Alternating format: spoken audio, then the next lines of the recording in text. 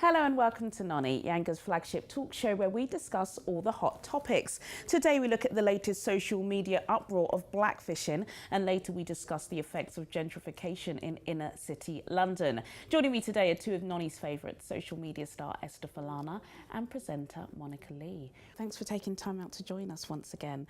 Now, blackfishing is the term used to describe the disturbing trend of white women posing to be women of colour in order to gain more social media attention. Using makeup and hairstyles most commonly associated with the black community, these women are accused of cultural appropriation and even exploitation as they profit on this look, failing to disclose their white heritage. Swedish model Emma Hallberg recently caused major uproar when she confirmed that she is in fact white, despite all her pictures suggesting otherwise. With over 250,000 Instagram followers and contract deals with brands to promote products typically marketed towards black women, many have accused her of lying and in turn taking opportunities from women of colour.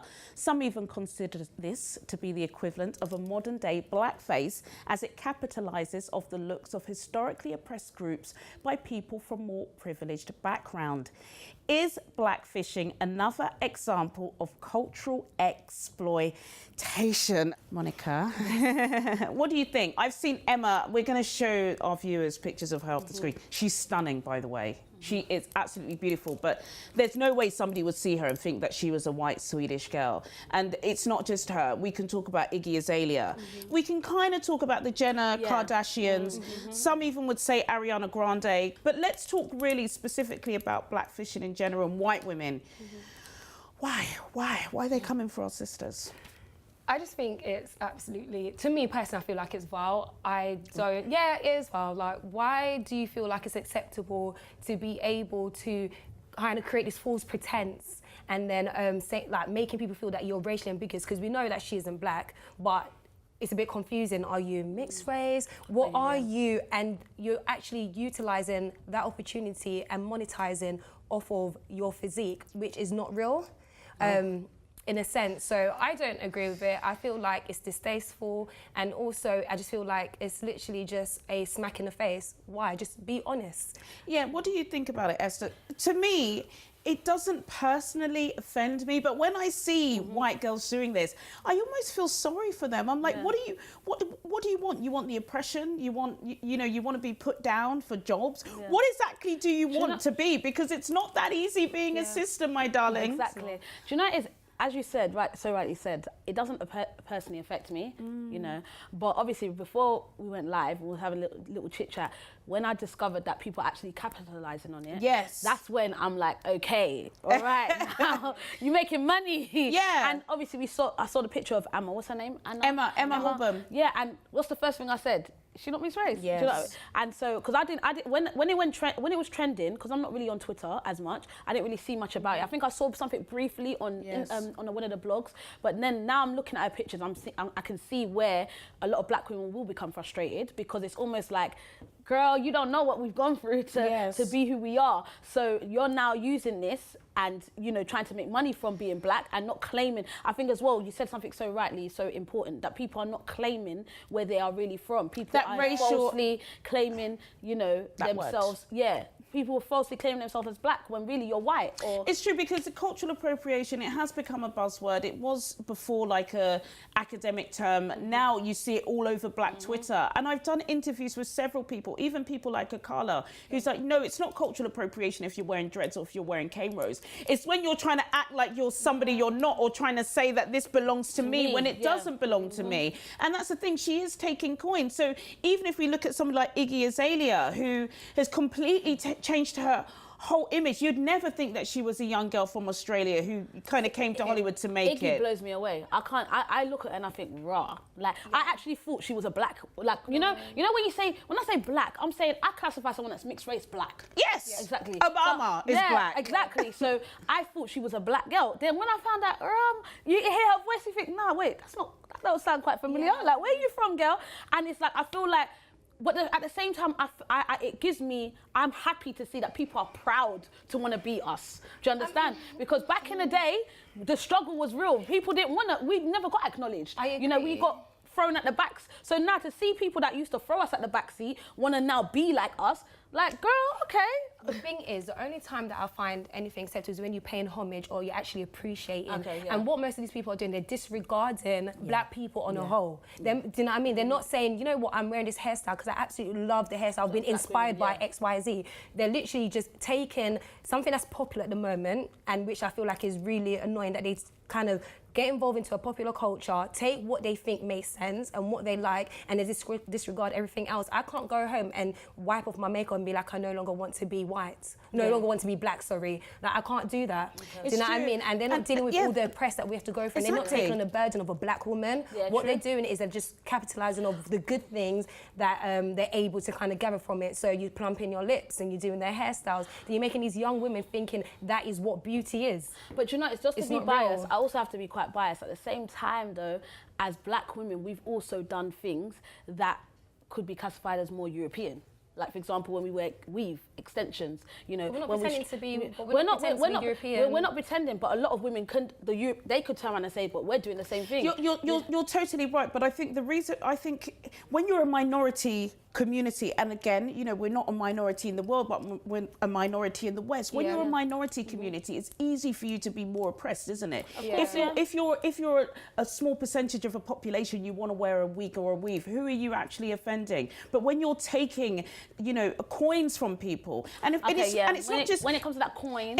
When it comes to the coin, we need that coin, and it's not recent. This is not something that's just happened on Instagram. If you go back, look at Elvis Presley and Motown. People were stealing our songs, our music, our rhythms, our rhythm from then, and it's been going on and on and on and on, hasn't it? Even as much, even our fashion, people are stealing our fashion, and you know, I think we did on the show. We spoke about Ankara and Stella McCartney, being with, you know, different designers and they're not claiming or paying homage to the heritage or where it's come from. So I can definitely understand where it will become very frustrating. But do you think we're kind of moulding into one thing? You spoke about being racial ambiguous.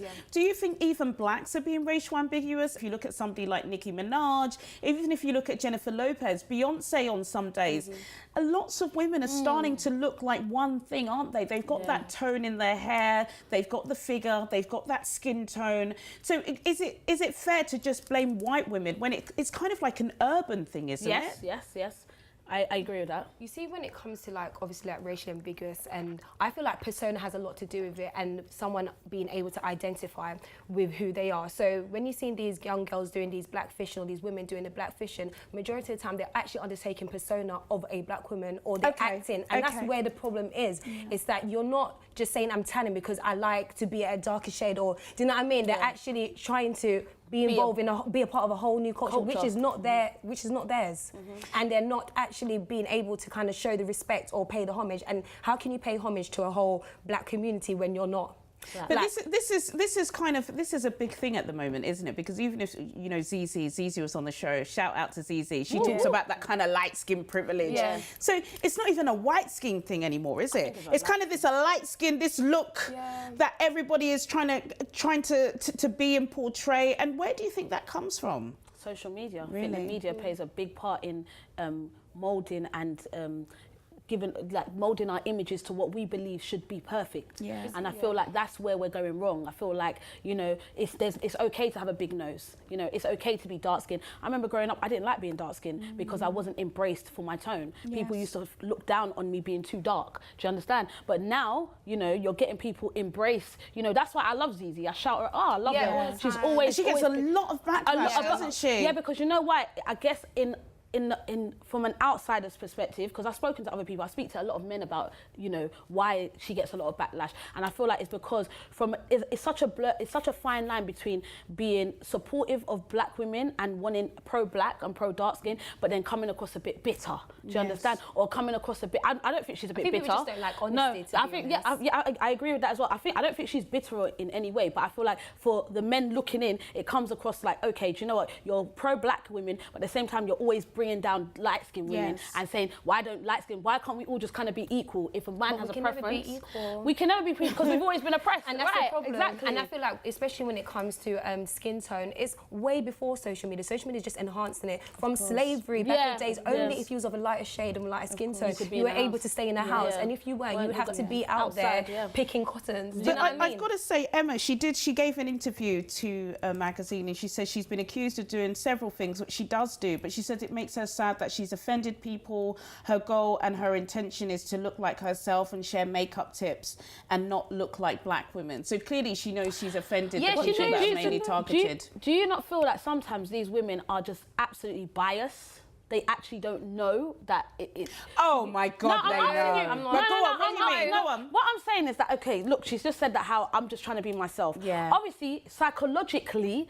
she may think that she is trying to be herself, but she's actually like Kim Kardashian, like, let's be real. If you look at Chloe sometimes, she's pale. Do you understand? She's a pale girl. Yeah. Like she's paler than Chloe and if Courtney. if they was to stop Courtney and tanning, Kim. if they was to all stop tanning, I'm sure they will all be pale. Do you understand? But they you know, they most probably put tans on them. They go for some what they call it, some beds, get their tones a bit darker. Cool. Now I feel like that girl, Emma most probably is looking at like that's someone that I might look up to. I'm just giving an example. I'm looking up to this woman. I like the way she does her makeup. I see that she uses a tone darker. You know, she controls. She might curl her hair some days. Do you know what I'm saying? Do you not feel like some of them are just oblivious, that they're just actually trying? Do you know, but that's possibly a good point, and that's why, you know, it's not good to really blame the individual. It's the people that are trying to tap into how she looks and let her wear wigs that really those wigs are not supposed to be for her. But we've got to wrap. Sold herself that that's what she wears and that's what she's about. True. And a lot of people, the problem was a lot of people were screaming, I didn't know that you were actually white Swedish. You've never actually been honest or claimed your heritage. Gosh, Google Do with you know those what I mean? before and after pictures. Do you know Don't what I mean? Google So we're me before and sending you after. these things. Still to come, we look at the effects of gentrification in inner city London. See you after the break.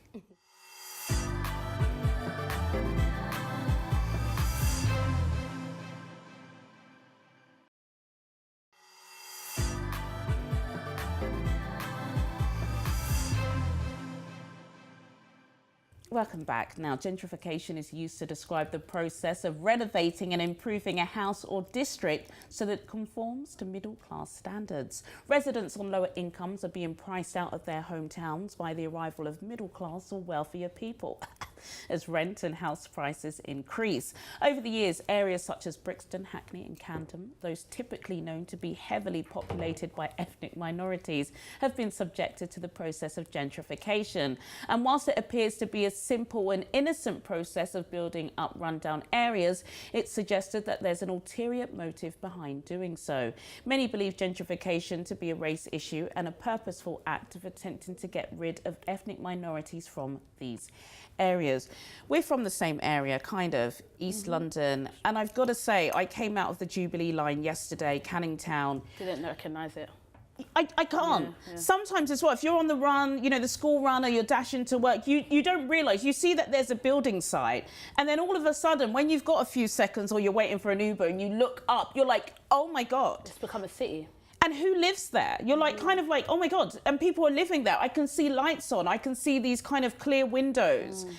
These areas are changing, Esther. I agree, completely agree. Do I believe that I was having a conversation with Monica earlier, and I was saying that how I was trying to understand it, but I feel like, do I believe that to a certain degree that they are moving ethnic minorities out? Yes, because I've had friends directly who have been moved because they've decided to break down the whole estate and rebuild, and they've now sent them to Essex or Dagenham, or, you know, it gets even, they're even going further out, Basildon, Southend. If you live in a council property, especially, so definitely, but then at the same time, I don't want to shy away from the fact that the London that I've grown up in and the London that I know, it is a multicultural area. Like everybody, like I've never walked out my house. It belongs to everyone? It belongs to everyone. I've never walked out my house and felt this area is more white, this area is more black. Really? In London, in London, in terms of the area that I grew up in, whereas if I go to places like Kensington, I didn't grow up in Kensington, cool, they're predominantly more white. Okay. So the London, you know, my school that I went to, you know, all the people that, the playground I used to play out, there was Asians, whites, blacks, mixed mixed race, I never felt less than. Do you get what I'm saying? I didn't feel out of place as a black girl growing up in terms of being the only black girl in school. And so now